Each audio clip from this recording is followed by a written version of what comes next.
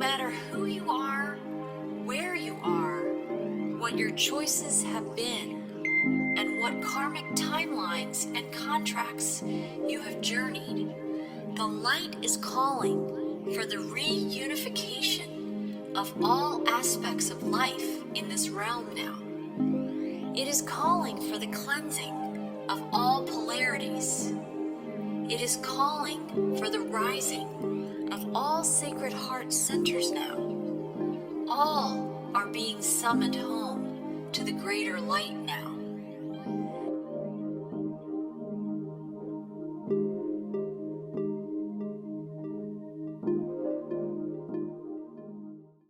Hi, and welcome to Whole Soul Mastery's Live Well, Live Whole podcast series. I'm Marie Mohler, and I'm an author, intuitive, and a messenger of vibrational awareness and integration. And I'm here and back again today with Dr. Paul Panzica. Welcome, Paul. Thank you for joining me again. It is July. It's July 1st, 2022, when we are recording this conversation today.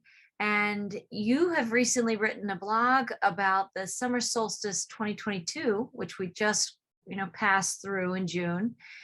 But there's so much energy to that going forward. And there's an energy in the past year, the 12 months. We've been on a journey for quite some time, but I think it was really potent in 2021, that last 12 months. And I thought maybe you could talk about some of what you're writing about in your blog on Beyond the Soul's Meridian, right? On your website. So welcome, and let's dig into some things because so much is going on.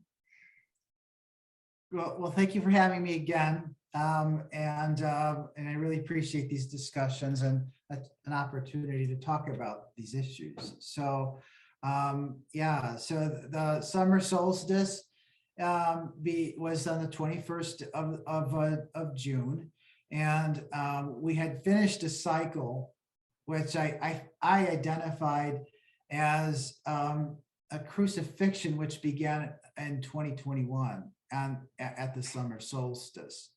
Now we're still here. In the crucifixion, we're still in it. Well, we're not physically nailed to a cross, and we're still mobile and we're still breathing, right? So what was that all about? And so, the last year I was tracking all of that and writing about all of that, especially at the seasonal changes. And each one of those seasonal changes, as I've discussed before, represented an aspect of who we are related to one of the four bodies of our human constitution. And each one of those was going through some transformational phase.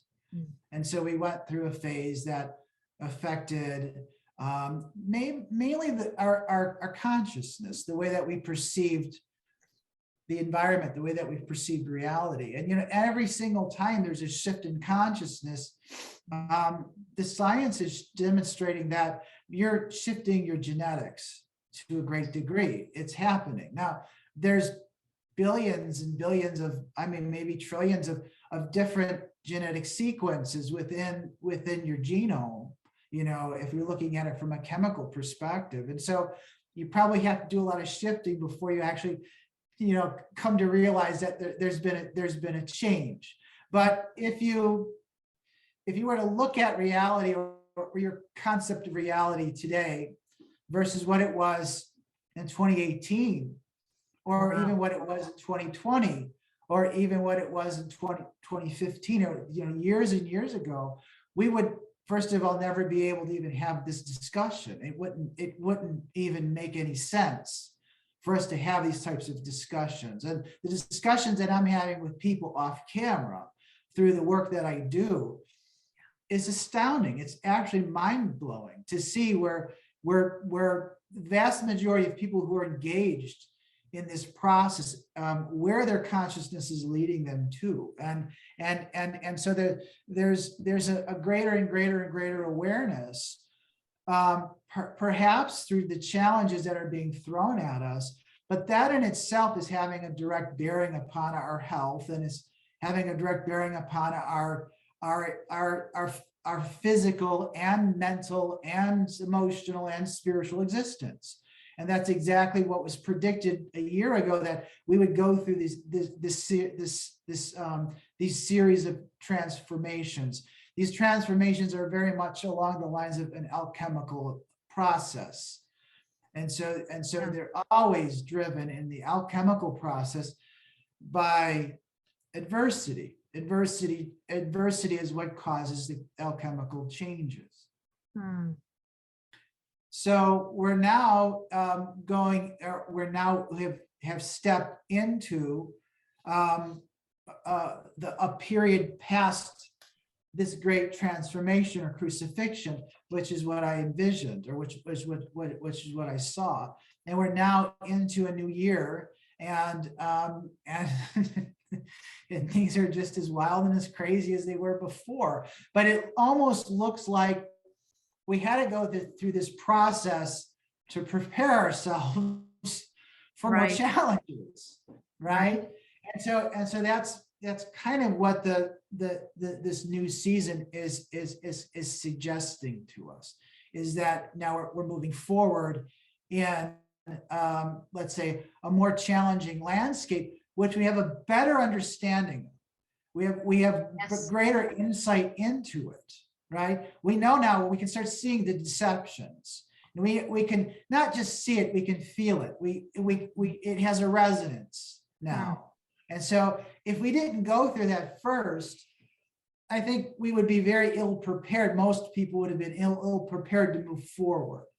But now we are in this season. I think we're now moving forward in it sounds like a broken record because we talk about it all the time. And if you really listen to what I've been saying, what you've been saying, what everyone's been saying, it's always the same thing. We're moving into an ascended state of awareness, ascended state of consciousness.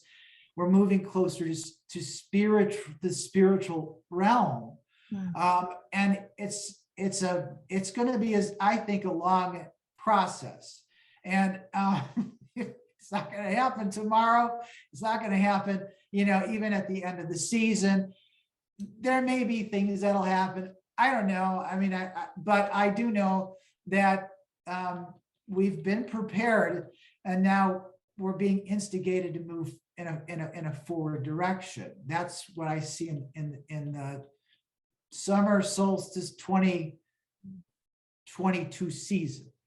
Yes, season. Yes. Season. So I guess if I could put this into perspective, I think that the essay I wrote was at the Alchemist Crossroads, right? I right. Use that term. Is that what I said? Alchemist Crossroads. It's the Alchemist Crossroad, challenges to this year's summer solstice. Right. So what is the Alchemist Crossroad, right? Okay. So this happened to me years and years ago.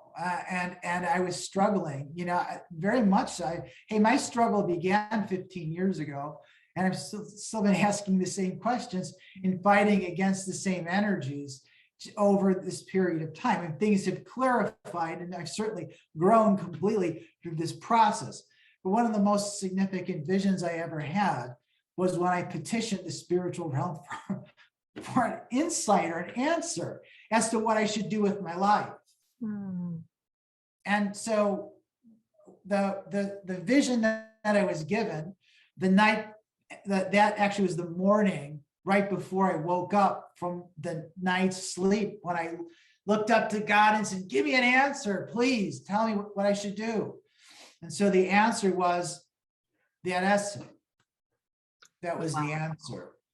And so there was this alchemical vision that I had, and I was on a journey, and I came to a fork in a road, and there were two different perspectives, and one of them led to an infinite plane of dark nothingness, and it was kind of like an indigo black plane where a river seemed to meander forever, and it just interfaced with this cosmic interface of just this void, and then looking in the opposite direction, the river connected to a source, and that source was a mountain, a shimmering mountain, It was kind of like a gold, silver, shimmering mountain.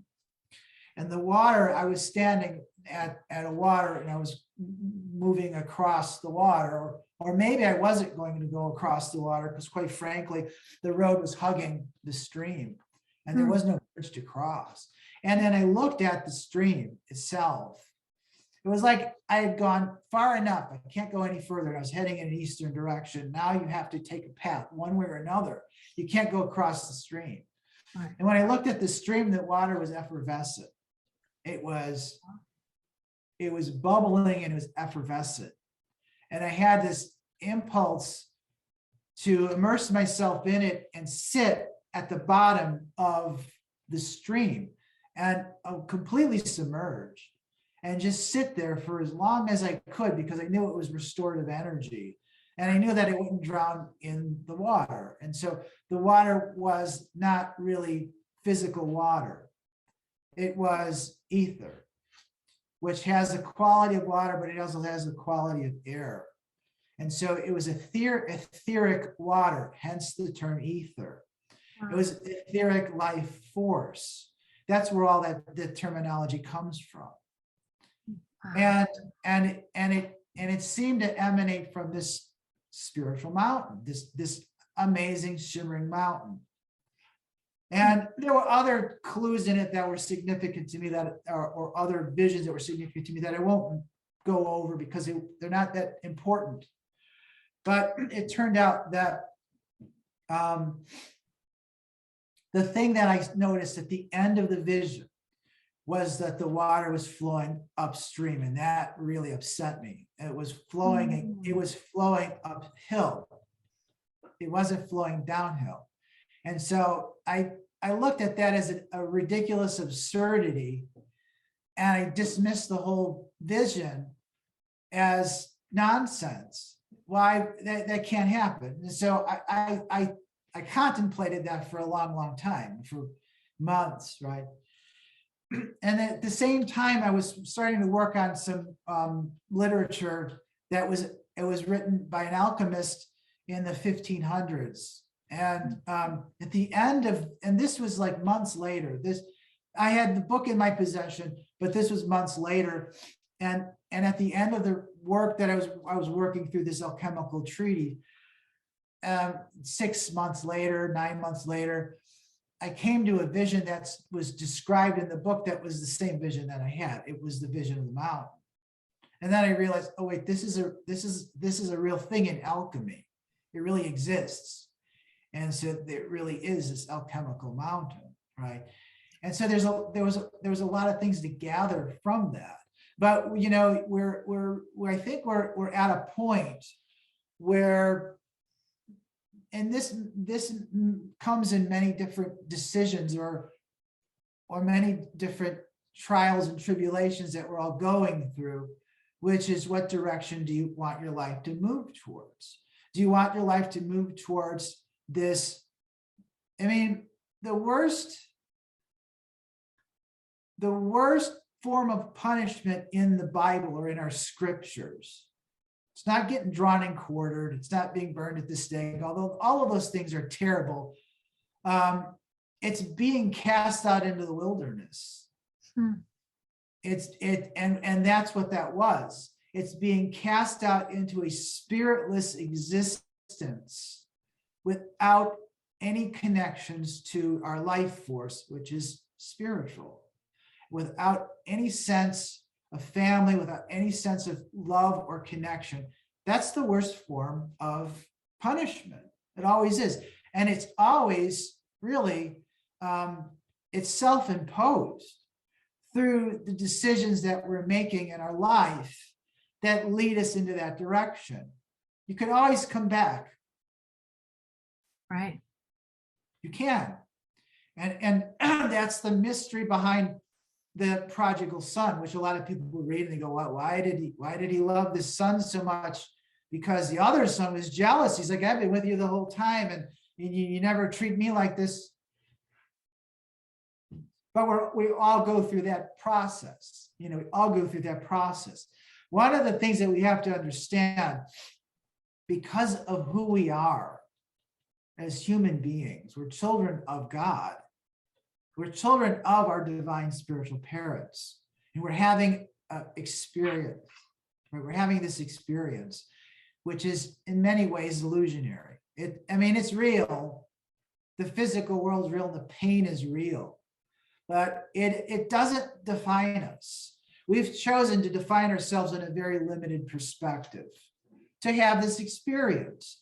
But that time, to me, is, for me at least, and for many others, is it's past its usefulness.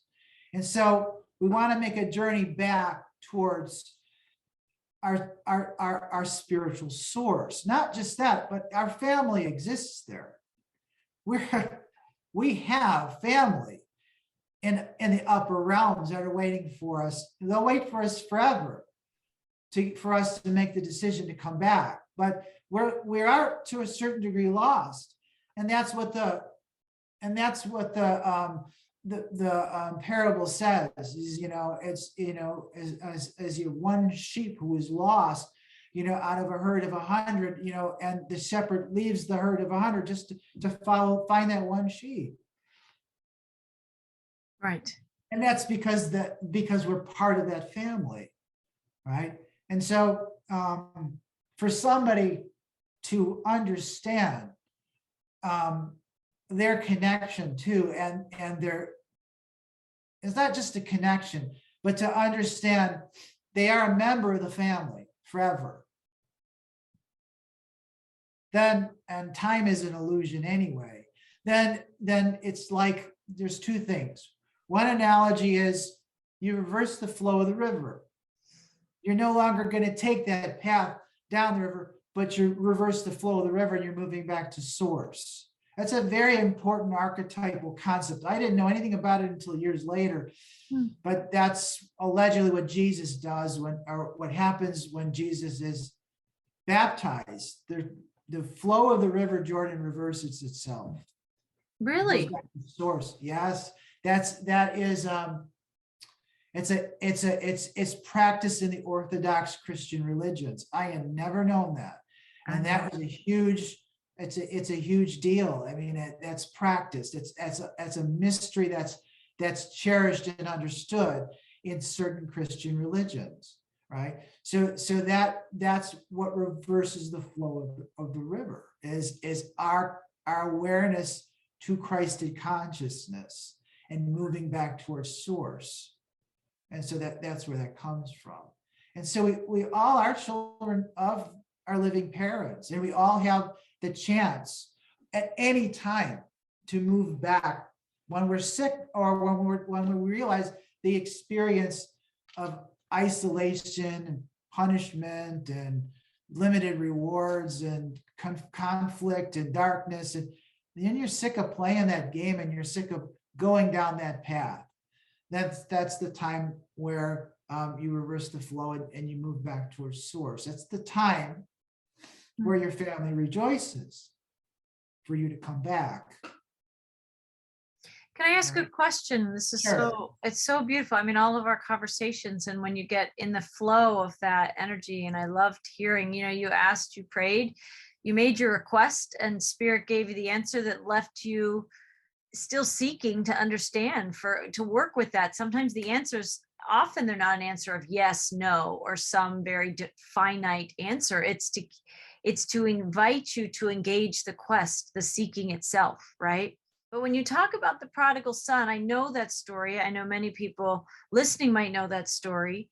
I think if we paraphrase that, but I don't remember what makes the son turn back towards the mountain, back towards his family. So can you just tell that story? Is he just out of money? Is he totally desperate? Yeah. He's burned through his inheritance. He's burned through all the goodwill that people gave him. And he's just completely and utterly spent, Depleted. his days in idleness and debauchery and whatever it is. It doesn't really matter. It's not that well defined in the parable. He just has realized it was all an illusion. It was all worthlessness. He said, I'll come back to your household as a slave.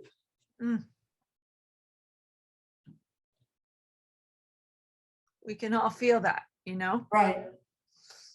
Right. And the father, embraces him. Yeah. Yeah. And he has this huge, celebration. But that's for all of us. Yes. We're all in that same situation. Right. It is amazing that there's that receptivity. I mean, like you said, there's the brother who's probably got like the jaw open of like, Right. I've been here the whole time. Right. But this is what Christ was teaching in so many of his stories about, analogous to the sheep that he talks about, the one that's lost. That's the one you go and retrieve, and you know that the other 99 will be okay. Right. You cannot, as a human being, even though we try our best, and I know this is difficult for people to grasp, you can't debase yourself in the eyes of God. You cannot do that. It's impossible, because there's an element within you that belongs to God, that not just belongs to God, you belong to it and it belongs to you. So you've been given a license to have this experience under free will conditions. And everyone's learning through these experiences. Eventually, we will come to understand that it sucks to live in the darkness and in the wilderness. It's a hard life, and it wears us out, and it doesn't lead to a healthy form of existence whatsoever. And you can go through all of these permeations and gyrations of whatever it is that gets you off and makes you, feel powerful. But in the end, it's meaningless. It's a meaningless existence, and it's a hard life. And if you try to play the game and you try to become the ruler of the game, you'll understand you can never rule in that game. You're always enslaved to something that's greater or more powerful than you, because that's how it works. You're in a pyramidal system. The system is a pyramid, so there's always something above you. You can never be in the capstone. That's an otherworldly energy, and quite frankly, in the end, they have to answer to forces that are in dimensions that are beyond any of our capacities to connect to that. Right. But it also exists in a sphere. You can exist within a circle, a sphere, where there is no top or bottom. Everyone is it's an egalitarian and a system. It's a system of justice and fairness. That's a system of Christ and unity. And that's the challenge, or not the challenge, but the choice that we're being given to make right now in this time. Right. And we have been given this choice over the last number of years. Many, many, many years, way before the calamity of what we're dealing with right now. Well, and in your vision, you're talking about, you talked about there's that fork in the road, right? And in the article you share about there's the low road and the high road, in that forking of the choice points. And a lot of us have experienced our own versions of the low road. I mean, although there are agendas to take that road even lower, and we know that, I think we've been learning about that, many of us. How low does that low road go, right? We've been learning there are many layers to that underbelly of, this realm. And at the same time, we're also learning there are more accessible aspects of the ascension process that even a few years ago, many people would have thought unattainable for themselves. I mean, I think many people have grown in leaps and bounds, rising to the mountain, right? Where we can return home to source. I think many people are having those experiences, and it's quite a ride, isn't it, to be navigating those worlds in the same realm. I mean, the duality is much more stark. The layers of it are much more transparent to some of us, or at least palpable to some people. And, that was a question that I had when I was reading what you wrote, and I was deep in the energy of it. And it's interesting, like, how do we balance this awareness of the darkness and the levels of density that have been created when we were in our own amnesia, kicked out into the wilderness in our own ways, separated, feeling separated from source, navigating all these lifetimes that we've lived. How do we balance this growing awareness of the darkness and the truth and the invitations to the light? Once we know the mountain's there, and then we also have, I think you talked about the river, like the water's flowing to this place of nothingness, but we had to explore it. I mean, there was a curiosity of, where does that low road go? Where does that river go to nothingness? I think a lot of us are emerging out of, there's nothing there for me. I think we're starting to, where we played it in, we wanted to, and it's not that it looked dark to us. I'm talking over the centuries of the lifetimes we've lived. We might have thought it was great to be whatever the things we've been, whether we were an adulterer, whether we were a slave owner, whether we were, the king of our castle, whether we were a peasant, whether we were, an alchemist or a healer or a hermit.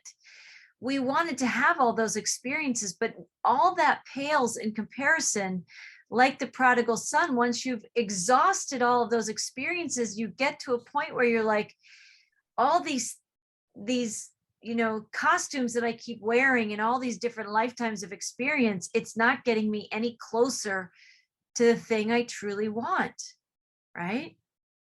And that's when you must turn and see this like shining mountain with that glistening, beautiful streams of water that you can feel is like, not only is it shining in the distance, but it's calling to you, it's inviting you, it's welcoming you, like the son, like the prodigal son, right?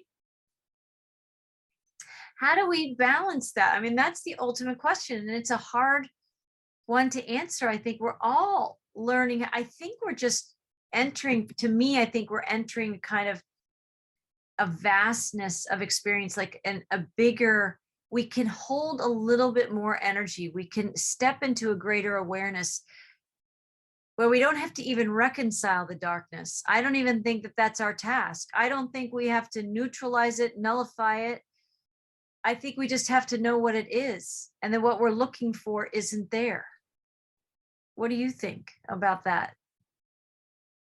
Yeah, I think that we have to find the middle road, or so to speak, or balance those. We do have to balance those energies. I think that's for sure. But one of the questions that I used to ask my students, some of these concepts made it into my lectures. Some of them did, in a more covert way. Right. But we did talk about confronting some of these challenges. And there are these draconian forces that we're always up against. We're up against draconian forces that are trying to force us to do things that are not in our best nature. They do this through mind control. They do this through browbeating, and they do this through academics. They do this through media, all kinds of things that I don't want to go into the details of that. But you have to understand where we are right now. And there's going to be a group, there's going to be people that are living on this planet today that are going to opt to descend themselves or transform themselves out of human existence. That's coming. And you can't stop people from making that decision. Now, understand that as a human being, a Homo sapien, you were designed to be a child of your divine spiritual parents. But there are going to be people that are going to decide that they don't want to do that anymore. And I don't know, I can't vouch for those who are going to, and you're right, the road can get even darker and more crazy. And there's going to be some people that will, I think, are already deciding to do that. They're transforming the nature of who they are into a different species. And that's going to be a really crazy ride for them. I think I can't possibly predict how that's going to actually go down. So you're given a decision, and the decision is this: how do you want to move forward from this point on? And there's only 3 options. Option number 1, you can move forward as a hero. Option number 2, you can move forward as a slave. Option number 3, you can be a corpse. You can just opt out and die. That's the only 3 choices you have right now at this moment that I'm speaking. That's it. And we've only had those 3 choices. That's it. So you have to decide at this point, what path are you going to take?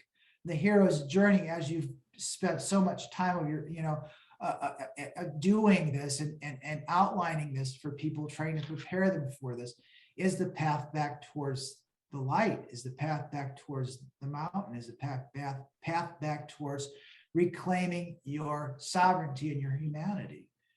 But the other option is a slave is just going to lead you to more and more and more habitual abuse and distortion and all kinds of crazy things that they're planning to do to us. But it's like they're soliciting it, but you don't necessarily have to accept it. It's only an option. It's with your consent at some level, even if it's unconscious, but that at some level. Well, they're making it so difficult for you to continue down that dark path in a comfortable state. I mean, we were for centuries, if not ages, moving down that dark path in a world of imprisonment. And a lot of things were veiled, and we just accepted it because that's the only thing that we ever knew. Now we know there's something more than that. We're at the verge of emerging out of this enslavement, and the only way that that's going to happen is through a cooperative society that embraces the love of God and the love of the Spirit and the love of humanity. That's the only choice you have. So, I mean, and if you're still a nihilist, or a really dark, egocentric person, or a Satanist, or a misogynist, that other road is the road that, or if you're just living in abject fear, you may wind up sliding into that dark path, which is going to consume you. And as they say in the scriptures, where there'll be, great suffering, gnashing, weeping, and gnashing of teeth. It's going to be terrible. And that I don't think is even debatable. Now, look what they're trying to do to us. They're all of this. I mean, the people that are selling us this agenda, these globalists and these trillionaires, right, who are selling us this scenario, have exposed everything that they put everything on the table, and basically said that you were going down the transhumanistic path. Want to come? And in that process, you're going to have all these cool technological things done to you. But the reality is if you read my essay, you're going to be enslaved, and the outcome is a foregone conclusion. They're trying to destroy the human species. They're trying to create a system where they can artificially create a body for you to inhabit without any procreation whatsoever. This is a war against love. This is a war against our sexuality. This is a war against our family. This is a war against our children. This is a war against our communities. You can't outline this any more clearly than what they're proposing. So now you have a decision. What decision are you going to make? Are you going to be enslaved to that? Are you going to accept that as an inevitable reality? Or are you going to stand up and say, no way, I'm not going to do this. I'm moving with humanity and Gaia in a different direction. And making choices and decisions that line up with that ultimate choice point. Right. You can't listen to the authorities anymore because they're pulling you into this vortex of darkness and corruption. They lie to you. They're lying to you every single time their mouth moves. There's no truth in anything that the media is reporting on. There's no truth in government anymore. There's no truth in virtually all of our institutions. The only thing that we can do now is band together, and maybe even not that at the beginning, but the only thing that we could do now, and I'll tell you, this is where that lecture came, how the lecture concludes itself, and what I saw in the astrology. This is the only thing that we can do is we can reverse the flow of that river or that stream and move back to source quickly. That's the only thing that we can do. Now, your question of how do we navigate through the good and the dark and the bad and the evil, I have a different perspective on things.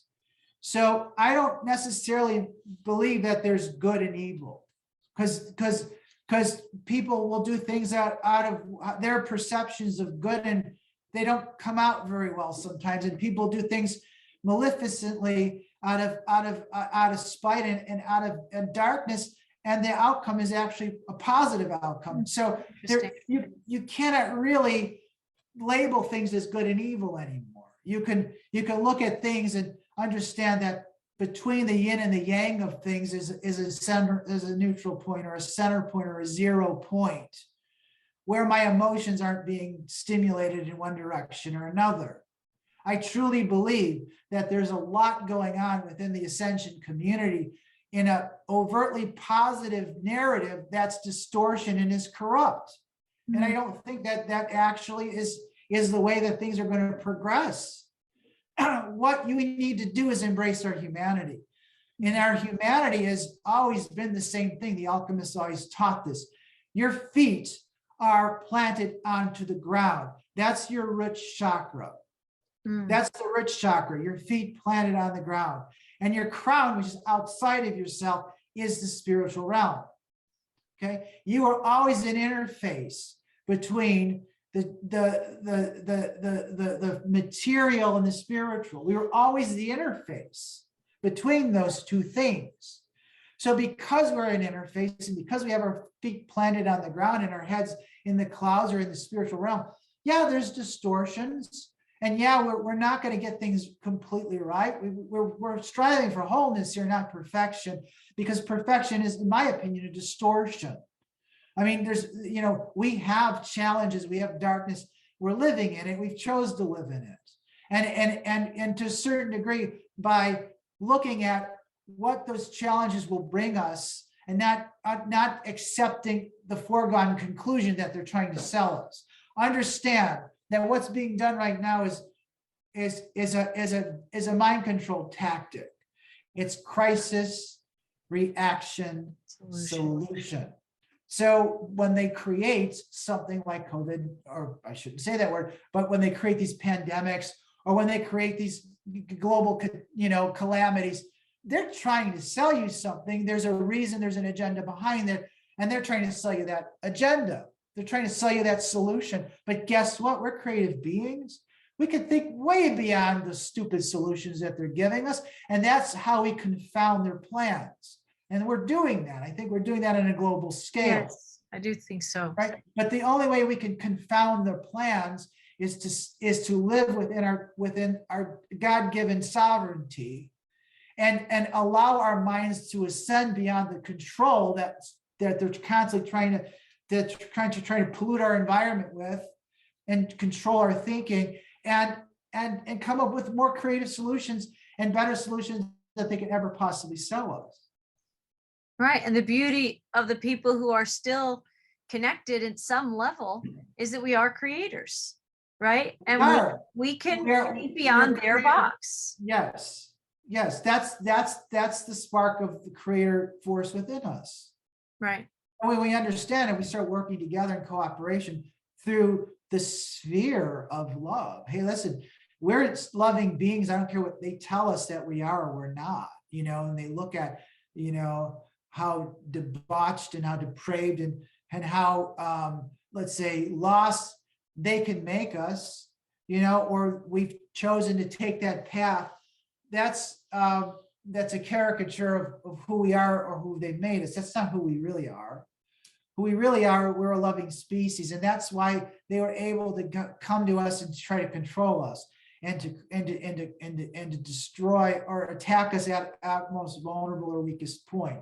We assumed for a long time that everyone was like us because we lived amongst human beings always, and there were no wars, not really, and we lived in harmony with each other, and then we had to go through this process of being deceived and killing our siblings, and the Cain and Abel stories and the many other stories that existed, to understand how deception and how dark forces of the universe would play us.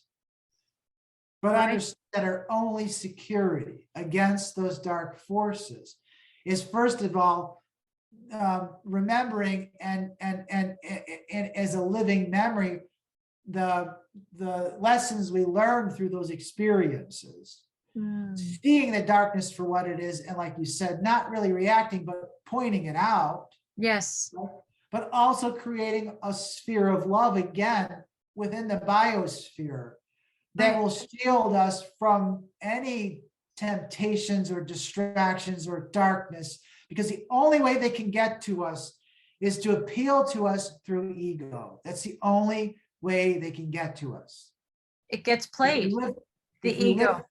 Right. That's what gets played. And so if we're allowing our heart to rule, the ego is still important, don't get me wrong, but if you're allowing the heart to rule and allowing, this to spill over into our environments and into our communities and into our countries and into our world, we will create a unified whole that will be impenetrable by dark forces, because we'll ascend our consciousness into a state that they cannot even comprehend. They can't enter. Admission is by vibration. And then when the vibration becomes collectively, that's absolutely true. Yes. Right. And it is powerful to be in these times, in the expression, the Wild West. I mean, it's probably way more than that right now. I mean, the world is in kind of a global collective Wild West scenario. And yet there are more and more of us, I do believe this, seeing the crazy and the chaos and saying, that isn't my reality. It's like we're aware of it, that it is a reality, but it doesn't have to be my reality. And I'm not talking about living in another false world. I'm not talking about creating false universes to counter this false experience.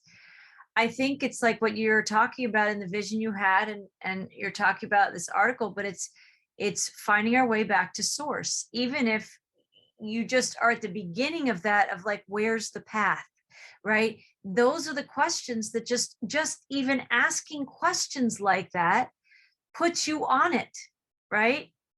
And it's this moment of awakening to say, whoa, that's too crazy. It's like the moment the prodigal son must have known, okay, I've gone too far, too deep. I'm too depleted. I've got nothing.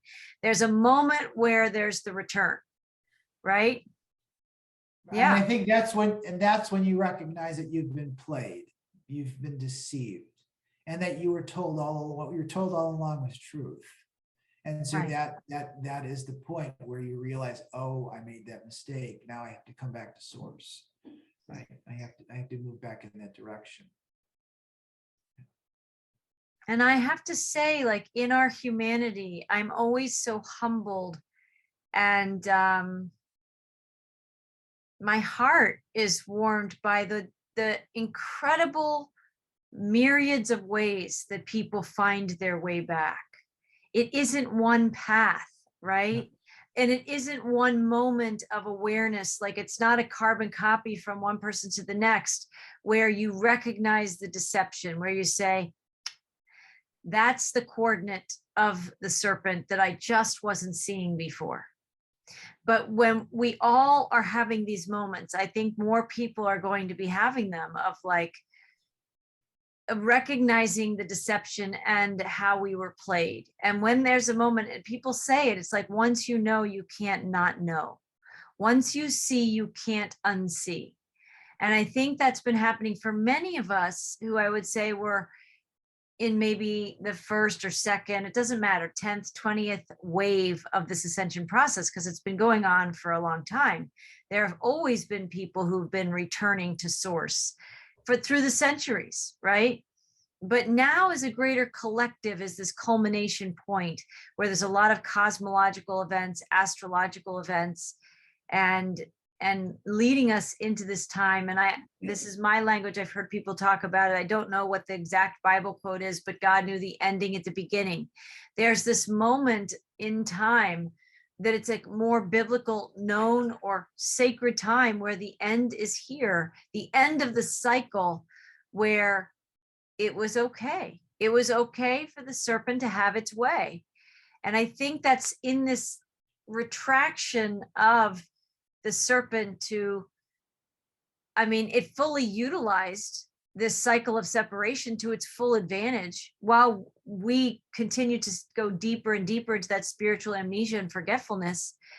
But it's like, not, I think there's light pouring in. There's celestial events, and there may even be a celestial event or a series of events where some light pours into this planet in some way, whether we see flashes of light or it happens and there's something awakening humanity. But it's like the serpent knows that the game and the gig is up, and it's trying to manipulate and engage people as much as it can with our consciousness. That's where we create.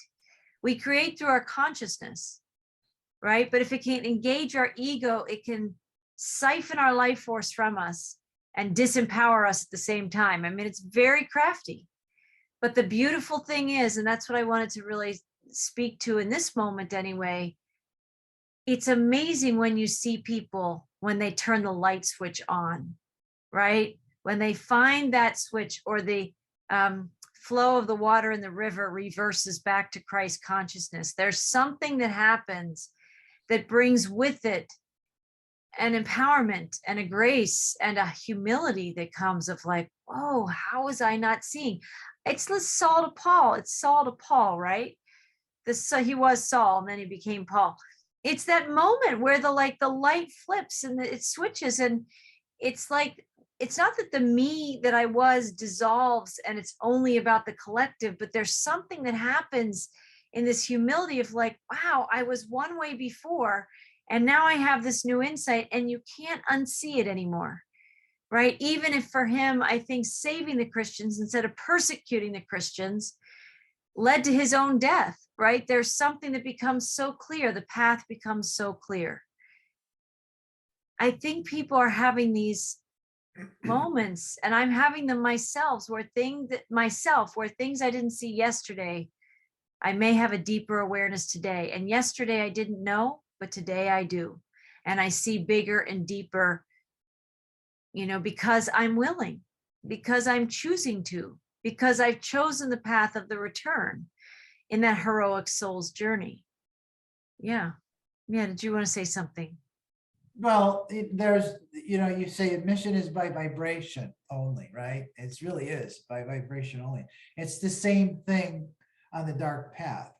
It's admission there is by vibration only. And they're making it, they're making it so that you're gonna have to decide. And so you're gonna have to drive your vibrations down even lower. And they're clearly articulating this, and they're saying that we're creating this little gingerbread house for all this technological advancements and stuff, if you enslave yourself to it.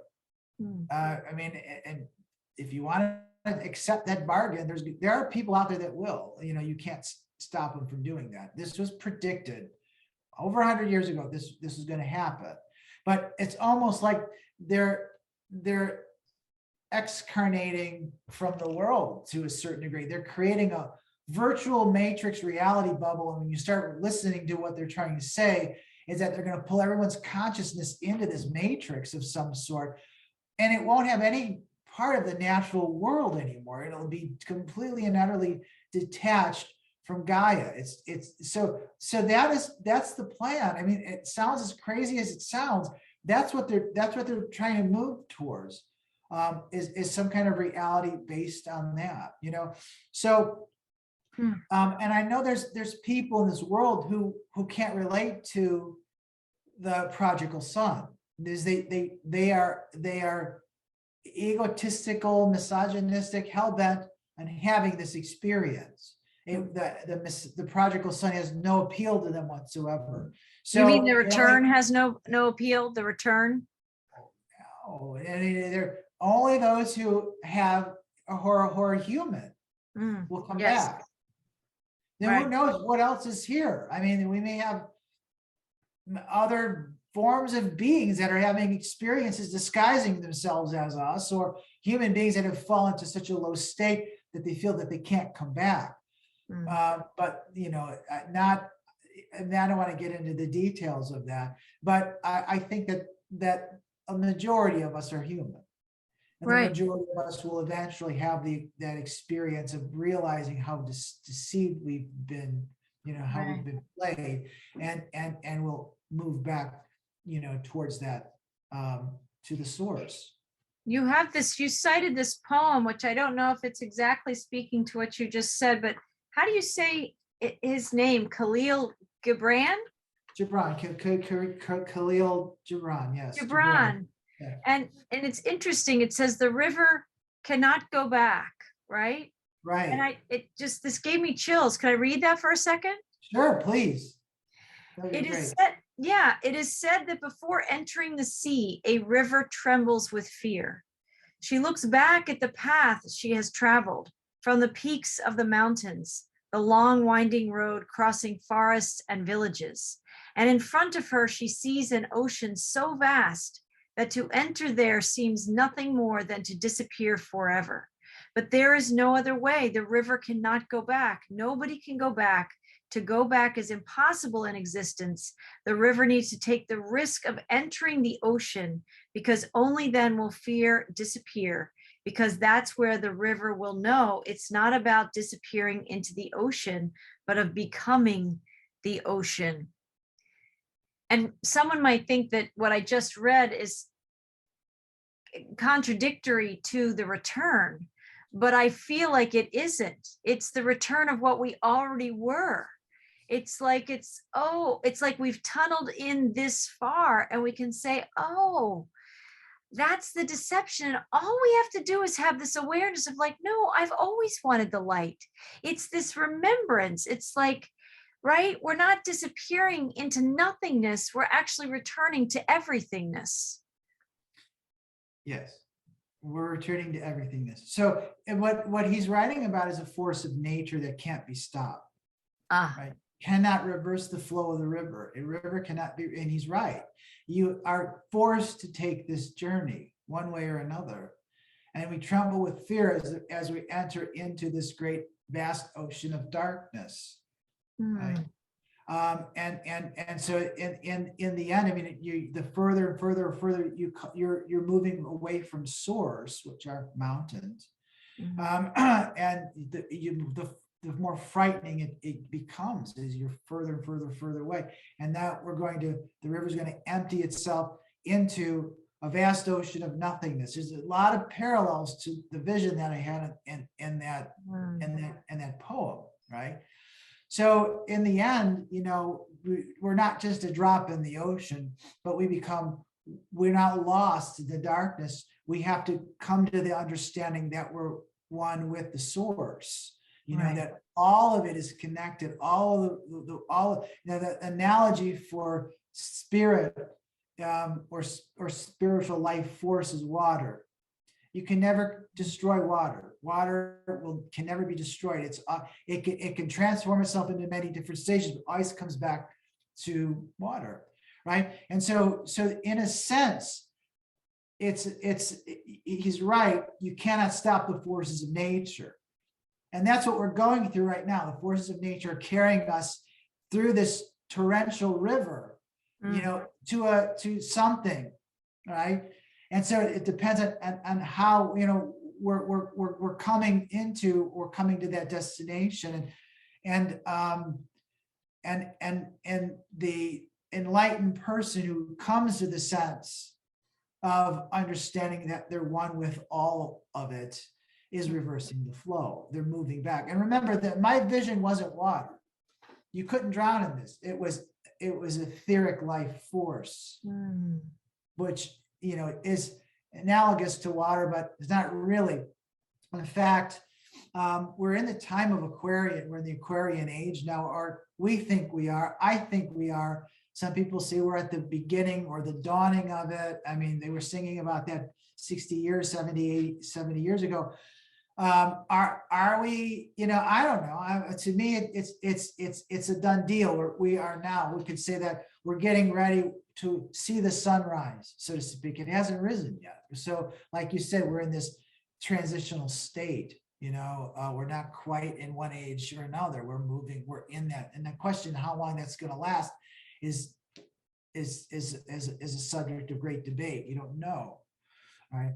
But we are transitioning. And so the idea that we can come back. And so now we're in this age of Aquarius, and Aquarius is a water bearer. So the vision of Aquarius is dumping these spiritual water into a parched earth, and a spiritually parched earth. And so now we're in this torrential deluge, or we're now maybe at the beginning of the deluge is now starting to hit us. But what I wrote in that essay was that Aquarius is a water bearer, but considered an air sign. Right. That's always confusing to me. It's very confusing for everybody, but that's because he's bearing ether, etheric water, etheric life force. And so it's spiritual water. It's what I saw in the vision, and that travels back to source. So I love Khalil's, you know, poem. It's an amazing poem, and it outlines what we're up against. But I think in the end, he concedes that when we accept our fate, which and maybe not to react, but come to that 0 point and realize that we're one with all of it, that's the point where we return. So we can reverse the flow, but only until we go through that transition. Right. Only until we have an epiphany. That's what it's there for. It's there to teach us. Yes. Yeah. Yes. Well, and there's an energy that comes up inside me. It's like the surrendering into the experience of it, which a lot of people see surrendering and forgiveness and those kinds of vibrations, but particularly surrendering is like a giving up or, you know, somehow a weakness, but it's like an allness. It's in the inverted nature of our world right now, up is down and down is up. And so surrendering is actually one of the greatest acts of divine empowerment and sovereignty that there is, because you're surrendering back into your original template. You're surrendering back into that union with source where the everything and the allness exists. But it's almost like you think in the surrendering you've given up, you've lost it all. Right? Oh yeah. Yeah, no, absolutely. It's a question of taking a knee and bowing, or it's a question of lowering your guard. It's as simple as that, you know. And so when I was taught this lesson, it was basically I was in a struggle with my higher self, and it proved to be a pretty even match. We weren't going to go anywhere. I was actually in a martial struggle with my higher self. Wow. And at the end, we just proved that we were going to get nowhere. It was this impasse. And then the higher self withdrew. And then the higher self called out to me, and she said, "Expose yourself to me." Wow. So I had to take off my armor and expose myself to her. And that's when I was shown divine justice. So it's not what you think, you know, it's not what you think. You know, maybe at the time before I took off my armor, I had no idea what was going to happen, because I was in I was in a martial struggle with this higher energy, and I didn't know if it was going to enslave me or abuse me, or I had no idea what it was going to do, but it didn't do that. It embraced me. Yes. So we all have to go through that. We have to be shown that experience. I think that's going to be part of, I think, hopefully everyone's journey at some point to come to their higher self and to realize it's a surrender. It really is, but it's not. By surrendering yourself to your higher will forces, your higher self, that's the only way that you can achieve victory. It's the only way that it can happen. You understand that what you're surrendering yourself to is yourself. That's the mystery of all of it, is that you're surrendering yourself to yourself. It's true. And your God self, and thus to God. It's a reunification. It's like, that's what the surrendering really is. It's union. Right. Instead of separation. It's not an external force. No. It's your better nature. Yes. Right. That has nothing but love and your best interest at heart. Always, forever. Always, forever. Right. And it is, in that moment, it is so incredibly humbling. But it's a divine humility. It's not I know we both are knowing the same thing as we're in this moment we're talking about, because we've each experienced it in our own ways. Again, people who have not had this experience, or not in the ways that we're talking about it today, I understand how the lenses can be, but if I do that, I'm giving up on something. But it's the ego that will keep pining away to struggle to find something that it's never designed to find. It's in the relaxing into the surrendering and allowing that something is calling you that is just bigger than you, bigger than your ego you, right? And I have had my own defining moment with that. And we have lots of, I think we still have moments. It's not over. It's not once and done, but it's a big moment in the reversal when you're letting go of the deception.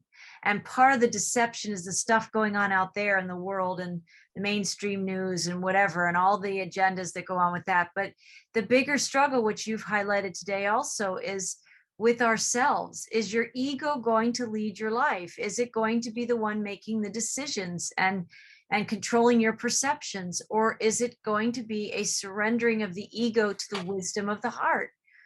And it's the wisdom of the heart that knows this kind of all-time wisdom that we have inside, that knows, no, what I'm actually choosing is the union. I'm choosing to reunify and integrate and yield to my higher self. But in the yielding, there's this, and the surrendering, there's this union with a much vaster perspective than you can perceive before. It is like consciously choosing to see more through your heart center that the ego just will never perceive. Do you know? It's such a powerful process. I don't know that you can put into just very specific words, but it's powerful. And this is the heroic soul's return. Well, right? Your true power and your life force stems from that source. So going back into union with it, for me, I was completely at ease and balanced within it. It was within the archetype of a marriage, of a union. And it was imagining, yes, after you've become married and after you've consummated the relationship, it's the afterglow or the bliss of that union. That is what I felt, was that. Yes. So the astrology of this season, yes, is very interesting. And so keep in mind that I'm only looking at a very precise moment, which is when it happens. There's a time that we look at, and so we say, okay, what does the alignment show us?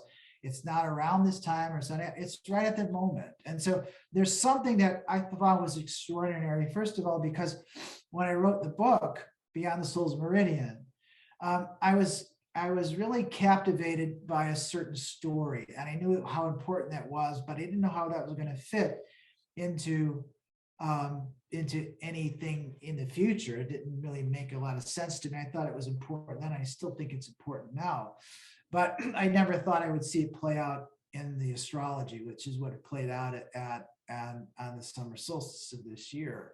And so what we're seeing is now our movement, we've gone through this kind of like stationary process of reconfiguring our consciousness in 4 different planes. And now what I'm seeing, to me, suggests that we need to make a movement now in a forward direction. We're being compelled to make a movement in a forward direction. And again, like I said, we have these choices: hero, slave, or corpse. Take your pick at which one you want to be. And so that's, I think, where we're at. And I think that's what I saw is that movement. It's truly the archetypal hero's journey. And I don't want to go into all of the details because, quite frankly, it's hard enough for me to figure these things out. And when I start talking about celestial alignments and angles and aspects, it's like trying to discuss mathematical problem, to somebody. You have to really put your head around this and understand what's going on. But in the spring of this year, there was a beautiful stellium in the constellation of Aquarius, and in that stellium was a union between Mars and Venus. It's really interesting, powerful conjunction that was there. It was a massive conjunction. Jupiter was there, and I think Vesta was there. A bunch of different things were there. They were in Aquarius. It was a good energy, really good energy. So now, 3 months later, what we're seeing now is we're seeing a different alignment. And Venus has moved very quickly away from that union that she made with Mars, and she's moving this direction. And I wrote, and not really intentionally, but it was just kind of like feeling the energies, and I guess it was intentional, but I wrote in the May discussion about how the goddess travels on the back of a bull. This is our ancient culture speaking to us, and there's an archetype of the divine feminine or goddess riding on the back of a bull. And so this is why Venus rules Taurus. But this is a divine union which occurs. And the weird thing is that as I was writing it, I wasn't looking at the astrology, but Venus really was riding through the month of May, which is Taurus. She was riding on the back of Taurus at the time that I was writing this discussion, which is kind of strange. She's at the time of the summer solstice. She was right at the end of Taurus. Now, why is that significant? Why is it significant for a goddess to ride a bull? Well, it's one of our foundational mythologies, and it has to do with the goddess Europa. And Europa, we can say, was an aspect of Venus. She is, and so you have this great. Some people say that she was seduced, but whatever, if it was seduction at the beginning, it was love at the end. And so Zeus fell in love with Europa, who was the daughter of a king, King Agenor, who was this, I think he was a Phoenician king. Anyway, that's the story. And so to seduce her, entice her, he manifests himself as this beautiful bull, which she is extremely fond of and has feelings for. And so she jumps on his back and they go take off into the ocean. He carries her away to the island of Crete. And on that island of Crete, he sires three children with her. I mean, it wasn't a brutal story at all. She just leaves her family. And she was this princess goddess that was extremely loved by her father and her family. And so when Zeus carries her away, his father is just, distraught and beside himself. So he sends out 3 of his sons to go find her. And the story really focuses on one of the sons. So the brother of Europa, his name is Cadmus, and he's exiled from his home, never to return unless he brings his sister back home with him. He never finds her. And so he travels into the direction that she took off to, but he never comes across her. And so he goes to Greece, and in that world, which is kind of like a new world, because Greece at that time in Europe had no real culture. Oh, They had no written language. They were warring tribes. wow. And so what Cadmus does in search of his sister, it's like the river is engaged. It's flowing in one direction. The gods are forcing us to make a decision or forcing us in a certain direction now. And the question is will we be up for this challenge? And that's what I'm seeing. I'm seeing that the alignments are forcing us on this journey now. And it's the archetypal hero's journey. And we're moving in that direction. We're being forced to move in that direction. If we want to continuously keep it abreast and at pace with Gaia's transformation or ascension. And so in the process of doing this, he goes through many trials and tribulations. He faces the dragon. Athena is involved in all of this, and she provides wise counsel. And the men that he travels with initially are killed off, and he kills Mars or Ares' dragon, and so then he's enslaved to Ares for a while, but then he needs men to he basically finds he's the founder of the city of Thebes, which is this great mythological city in Greece. It's also a city in Egypt, and it's also this like the esoteric center of the mysteries. It's the city that harbors the mysteries, and so he brings the mysteries of the East to the mysteries of the West. So in the process of doing this, he introduces the Western world, Europe, hence the name Europe after his search for his sister Europa. Oh, I get it. And he creates a new world there, and he brings culture there. And what happens in the process of him doing all of these things and finding eventually grace even with the god Ares or Mars, is that the world is threatened by a bestial creation called Typhon. And Typhon is very much aligned with what's happening right now. I was just listening to another respected source, channeled source, who actually used the term as a galactic force that was enslaving not only this world, but many, many, many other worlds. And so this concept of this Typhon, think of it as a multi-tentacled, monstrous beast that's just trying to pull everything back into itself and enslave it. Wow. And so this is the concept of when we move too far away from the spiritual realm, this force rises and enslaves us. There's many cycles of human existence where this has happened. Right. So wow. Now the entire world is threatened by the enslaving forces of Titan. And so what it turns out, the way that the story is crafted is that the help of Cadmus is needed, and he's a human being, and he has to help Zeus and the other gods to defeat the Titan. To get his sister, or no, he never finds his sister. But he's helping Zeus, who then impregnated the sister. That's true, but Zeus is a very crafty guy, so in the end, he never really divulges where his sister is actually. Okay. So he's not going to give him that information, right? Right. But in the story, right, the world is being threatened now by this monstrous beast, and it's one of the Wrath of the Titans or one of these newer movies. They kind of portray it, but there's many different versions of the story. And in the end, they vanquish the Titan.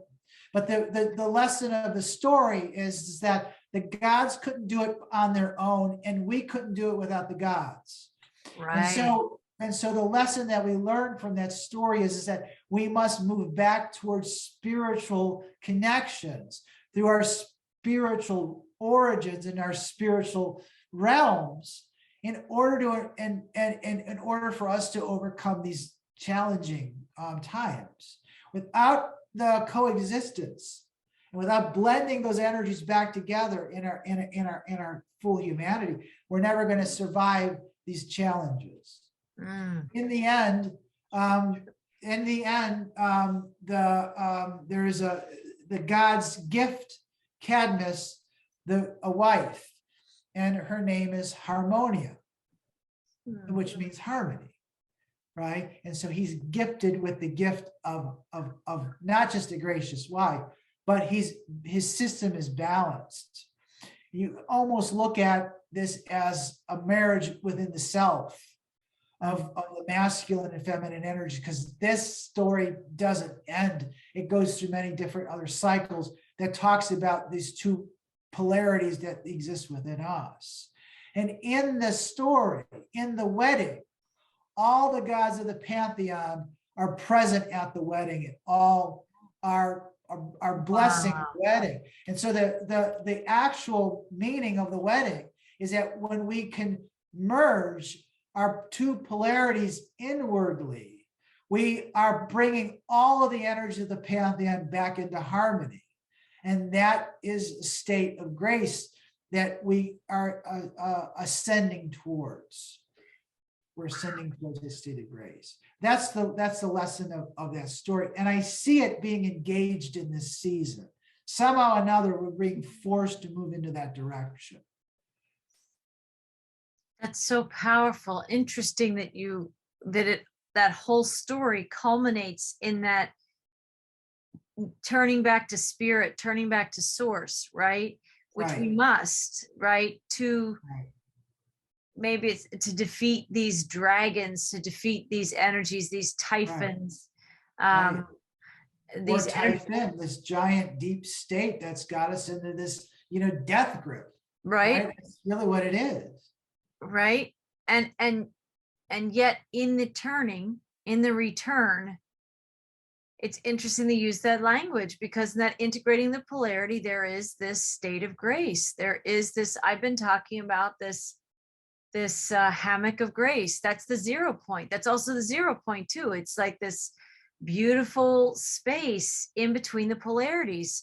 And when you're not in tension, like stressed and overwhelmed and pulled and stretched between the two and fighting one and fighting the other, it's in the unification with source that the polarity dissipates. It leaves. The typhons, whatever that isn't, typhoon, I guess I'm thinking that, but that storm, like a storm, it just like dematerializes. It just spins itself out. It's like we give it the life force. That's what it wants. It wants our life force to give it form. And when we just don't, when there's more of us that just we wake up, we realize the deception, and we say, oh, and one less of us, one by one doing this, right? I'm not playing the game anymore. I'm out. I think it's so powerful. And then not only are you neutralizing your participation in that lower realm, but you're also start to feel the support of, like you said, all the guides were there at that wedding or at that, right? It's like in your own marriage inside yourself, all of source returns. Right. In you.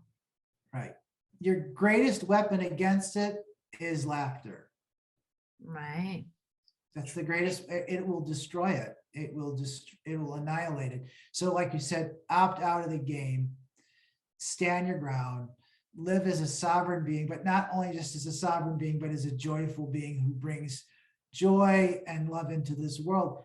You'll kill it. It can't grow. It can't it can't be fueled by your fear anymore. And when you start enhancing others or inspiring others to do the same, you're destroying the Typhon. Typhon has no power, has no control over anyone who is living in sovereignty, understanding. Listen, we're children of a higher force, of their spiritual parents. We're children of those beings. Yes. Right? And so it can't touch us. It only can touch us if we voluntarily let it touch us. Right. And these are these choice points, right? It's like, where are you going to place your attention? Which road do you want to take? And having an awareness of that is a huge step back towards divine empowerment, of like, we're not a victim of the choices, right? We're not a victim of no choices. We're a sovereign being who can make choices. And it's so powerful. So I know it may be too, we've talked about, like, this is a powerful energy we've talked about today in this season. Then, even though we know it's kind of, there's some storms going on, would you say that it's characterized by integration, like the season? If you had to distill it into some words that people say, what is like a hallmark of that Europa and the bull and the whole thing right now in this, after the solstice? Are we talking about integration? Are we talking about the surrendering? Is it all that we've talked about today? Is there a particular energy or guiding, like crucifixion was kind of the theme of the last year's unfoldments? Do we have a kind of a vibrational word or contain? Yeah, that there's forces it's like the river, right? Like Gibran said, you cannot reverse the flow. These are events that you cannot stop, right? So you have to move into the direction that the river's flowing. You cannot stop that. And you can almost imagine that the gods are engineering it that way to a certain degree. These are challenges for us to overcome. And maybe the next year will be like that. I don't know. But you're being called into action. Yes. You're being called into making a decision. And you've been prepared over the last year. And now you must move forward. And if it's anything like the mythology, there's going to be a lot of trials and tribulations that are going to be ahead of us. Right. But understand that what you're doing, you're going with the power of the pantheon within you. I mean, God is within us, but honestly, it's only for those who are willing to take it. Those of us who are willing for the challenge. This isn't going to be given to you, right? I mean, you're going to have to stand up for something, and you're going to have to stand up, for justice, and you're going to have to move forward, and you're going to have to make yourself visible, even if it's difficult for you. If you don't have a nature of being a visible person or a person who stands out from the crowd, you're being petitioned to do that right now. You must distinguish yourself as an individuated aspect of God. Now, you have to move forward in that direction. It's powerful. It's so powerful. Well, I'm always so grateful for the depth and the breadth of your perceptions and what you share with us. It helps us make sense. It's like when you're swimming in it, it's hard to have perspective. But when you look deeper and broader, we can understand that all of this is purposeful. And these trials and tribulations are designed to like a force of nature, or a strong summoning, whatever you want to call that, an invitation. But it's now not just a passive invitation. It is a time of action. It is a time where we have to stand in the vibration. Admission is by vibration, that we are in fact choosing. And fence sitting, vibrational fence sitting, is not going to serve us well. Right? It's becoming like not an option. Right? No, you can't be a child of God as a slave. And that's what you have to choose. Will you be a child of your divine parents? Will you be the person that you were intended to be, the full manifestation of what your intention was coming into this world? I mean, I didn't come into this world as a victim. I didn't come into this world to be a slave or to be abused. That's not why I'm here. But you have to make that decision. You're being forced to make it now. You know, if you cannot find the courage to stand up for yourself or to stand up for divine justice, then you're lost and you will be in that darkness. And there's nothing, Marie, that you and I can do to help anyone else. It's an individual's decision to make. But we're already moving towards directions where communities are moving together with new forms of doing all kinds of things that are just amazing. You know, everything is more or less is being worked out now. But you have to stand up for yourself, and you have to stand up again for not just yourself, but for divine justice and for the benefit of the collective. And it is going to have nothing to do whatsoever with what the media is trying to teach you or trying to convince you to buy or buy into. Right. Because in that perspective, you're just a victim. You're just a bystander. You're just somebody that doesn't have to do anything at all, but consume. But ingest, I was just going to say consume. Just ingest what the pablum of and then the tapestry of lies that we're giving you. And that's when you have to know, like literally, people have said this before. I'm not the first one, but the box that people tend to, it puts you in a box, the television, but now we use our laptops and our devices, but it's no less of a television. And that's the serpent's marketing, right? Right. And I think that's when people have to realize that the bigger, broader perspective, our sovereignty is outside of those boxes. I listen to podcasts and I tap into amazing people sharing all kinds of things, right? And I'm enriched. I grow with that, but I don't spend my whole day doing that, right? I make sure I have time with the guides. I make sure I have time where I'm connecting with spirit, even if it's the first thought I have in the morning, being grateful for the blessing of a new day. I'm already feeling that river flowing of blessings. And at the end of the day, I'm just so thankful for the experiences that I had. And I'm eager and interested in what I'm going to learn the next day. So I think we're finding this balance between connecting in all these different ways. Like, I value podcasts. I obviously, co-create podcasts with people. So I don't think that television is so bad, but it's that if we are unaware of how, for some people, it's just sucking their life force into the serpent's marketing and they're banking it in a way, right? We've known that too. So we have to wake up from the spell and the deception. And then what I've done is I've turned a lot of those soul-sucking things off.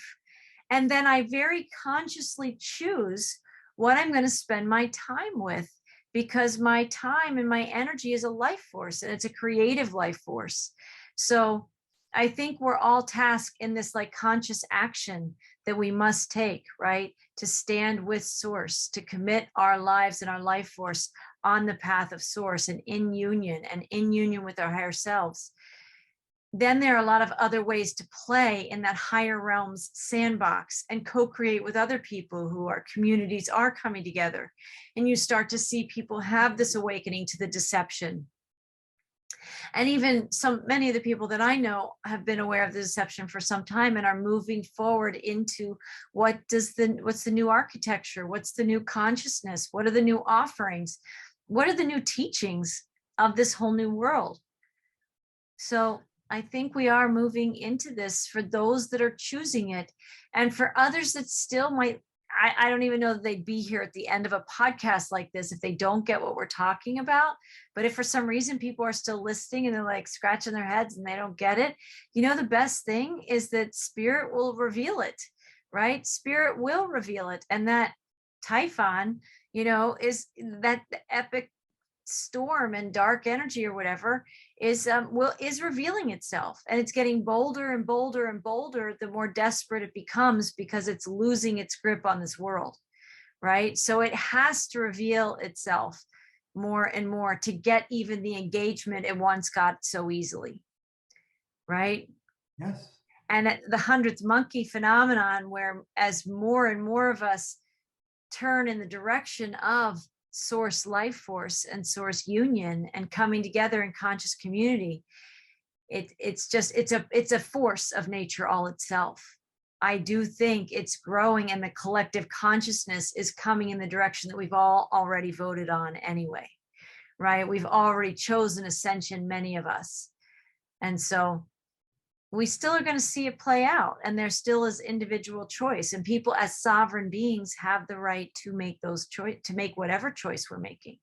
But I believe the collective is making a choice, and you're seeing it flip, right? And it's source supported. It's supported in the mythologies by the gods, right? It's supported by spirit. It's supported by Gaia. Everything where all the power is, the power players are supporting the ascension, right? So soon it's going to have to be work on people's part to join the darkness if they want to fuse with that. They're going to have to say, no, no, no, I really want that, because this is becoming the collective now. Right. Whether people know it or not, enough conscious people are knowing it. Yeah. Yeah. Which is amazing. I mean, that is the good news of these stormy times. And it's not like we're not going to not have tests and trials and tribulations. But what we also see when we come together and we pair with source, those harbingers that we've talked about, those amazing beings and spiritual helpers and mentors and guides, like all help is being made available. So if you would just turn to the return, that's that turning that light switch on, making the choice to say, oh, I get it. I see I've been deceived. You don't even have to know the depths of how you've been deceived. You can lose time in trying to figure all that out. Just knowing that you have been deceived is enough for the return. It's enough for the starting point and the reunion that's taking place. So it's powerful. It's powerful. Yeah, it seems like rising to the challenge is the initiation, is the ultimate initiation. And Yes. you cannot unify yourself unless you rise to the challenge. And I Right. think that's the personal decision that we're at right now for the individual to make and decide what path there's only two options: Right. slave or hero. That's it. Right. Corpse. Right. Right. Exactly. Well, and for me, I think there's so much energy in the hero and the heroic soul's path that I think most of the people listening to a podcast like this will be on somewhere on that return, right? Because that's what we do when we're in that journey. We're looking to listen to others and hear the experiences of others going through it too. And that gives us strength, right? It can be messy. These trials and tribulations are not always fabulous and wonderful and blissful. They can be messy, and they test your endurance, and they test your faith and your fortitude, and make you ask questions, deep questions of yourself. But we have the stuff inside us that's source, right? We all have that blueprint. We all have that energy, and we can tap that even when we think we're tapped out. And I love how you brought the prodigal son story, because even that son thought he was tapped out, but is still well received, is still welcomed and received. And it is a choice, but you have to have the courage and the challenge of the choice point to turn towards source instead of the fear and the serpent marketing where it wants to take you through a different door, right? Right. Yeah, for sure. Well, thank you. Thank you, Paul. We always journey to a lot of places. And if you people want to read what Paul has written about in his most recent post, I think was the June 21st post on his website is beyondthesoulsmeridian.org. And you can connect with Paul there. You can find me at frequencywriter.com, and you'll find these videos at Color the Magic on YouTube, but Whole Soul Mastery pretty much everywhere else on all of your listening platforms. And so I want to thank people for joining us today, and we'll see you again soon. Paul and I, we always journey to some amazing places, and we hope our questing and our reflections and our insights somehow help to fortify your own. So we'll see you soon. Blessings, everyone.